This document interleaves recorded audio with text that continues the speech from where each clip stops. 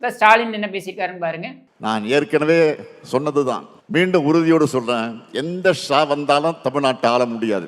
டெல்லிக்கு தமிழ்நாடு எப்பவுமே out of control தான். இதே உதவாநிதி என்ன பேசியிருக்காருன்னு பாருங்க. பல முறை நான் சொல்லியிருக்கிறேன், இடி இல்லை மோடிக்கு நான் பயப்பட மாட்டோம், தொடர்ந்து எங்களை குரல் கொடுத்து தான் இருக்கோம்.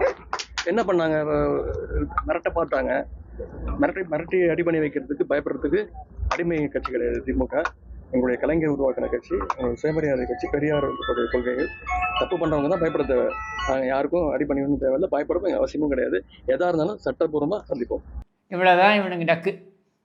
இதை வச்சுக்கிட்டு தான் இவனுக்கு கொடுக்குற பில்டப் எல்லாம், நாங்கள் டெல்லி இங்கே படையெடுப்பை நாங்கள் அனுமதிக்க மாட்டோம் அப்படின்லாம் இந்த உறக்க பேசினதெல்லாம் இருக்கு இல்லையா, மதுரையில் பேசினதெல்லாம் இருக்கு இல்லையா, அதுக்கு முடிஞ்சதுக்கப்புறம் தான் அதே மதுரைக்கு அமித்ஷா இவர்களை பார்த்து 39,000 கோடிக்கு ஒரு துறையில் மட்டுமே நீ அடிச்சிருக்க, உன்னையெல்லாம் சும்மா விட போகிறதில்ல,